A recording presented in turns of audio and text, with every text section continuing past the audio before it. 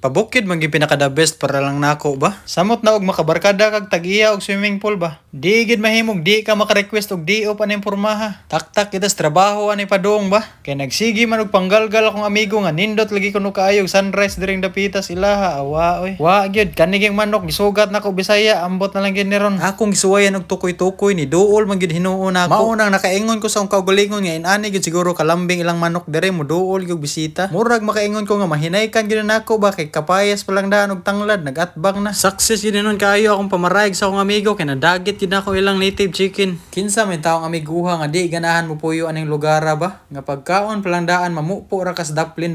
Butin ra gipuhunan na to diha sulbad ng katugnaw sa kalibutan. Ug diri dapita wa na gipatakilid na akong manok diha. Diri na sad magawas ang atong magic nga timpla ba. Kay akong giingnan akong amigo nga lingkod lang gyud diha bay. Ako ra gibahala sa atong luto sulbad gitong kagutom rong buntaga. Una gyud akong gibuhat diha sa tinulang manok. Ako ora gyud nagisabawa gamay unya akong gipahubas-hubas aron sabawan sa nako balik unya ighubas. Kumbaga mura rag akong gipatuhop yang timplada diha. Nangapandol lang gyud hinuon ta diha sig tinanaos palibot nga grabe gyud hinuon kanindot ba.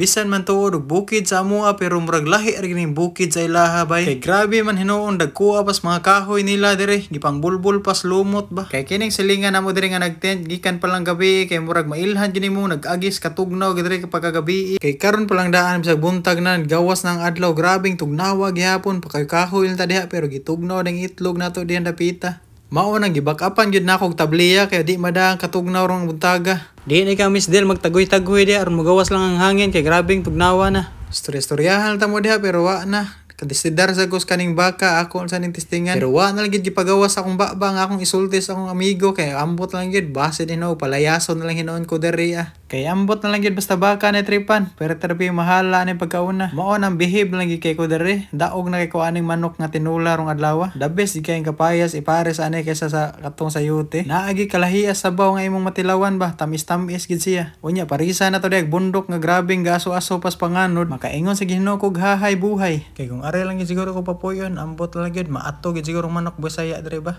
Ma-energetic sa taning pagkalutua. Nagsigir gyud hanga diha sa bundok kay ako'y makuyawan basig mo bugwak lag kalit ang bulkan. Saktor gid ang ilan ning gitawag og Mount Talinis kay grabe gid ang katungasuna ning lugar. Kay ganina pa lang daan akong gisuyag tungas dito sa ibabaw. Wa gid hinuoy kahumanas katungason. Pero di gid hinuon kamahayan din ang lugar. May gid hinuon dili uli sa amuan na. Pero human sa usa ka oras ug tunga naluto ra gid taon ni atong manok Bisaya. Mao gid akong ganahan sa pagluto aning pagkauna kaning usa sa tanan nga malata ang kapayas niya. Kana ganing mura na lang kag nag-slice og cake sa kahumok niya. Manamis-namis gayong sabaw ani niya ba. Usagis na kanindot aning lugar libre ra gid kaayo ilang tubig. Mao gid pinaka-importante sa tanan. Pero para nako aning kauna importante kay na akong paas manok. Grabe gyud lataa pagluto. Oras na gid siguro magnihit ilang native chicken dire basta perme lang ikong imbitaron na niya akong amigo ba. Gibak-upan ra gid taon na nato diag pansit canton og bulad daog na ang kauna.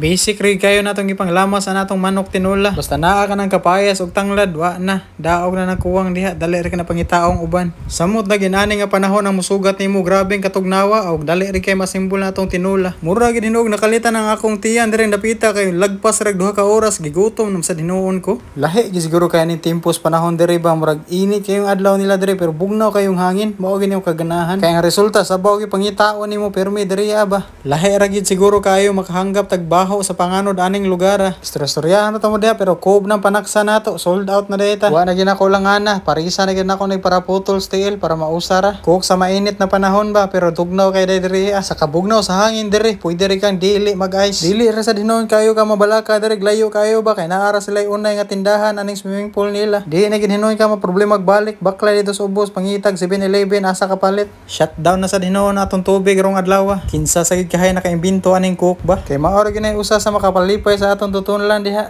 Grabing init-init sa gid ning tubig nila abi na og bugnaw ra ni tanan diri. Napaot gyud hinuog gamay akong buko-buko. Nagikan man di Econonis hot spring tubiga. Kinsay magtuo nga normal ra tong tubiga nga nagagas. Nalimot man ko nga connected na militas bulkan diring dupita. Kung unsa ka init ilang hot spring nga tubig mausad ka bugnaw ang ilang tubig sa swimming pool. Mao gyud giingon nga hahay buhay.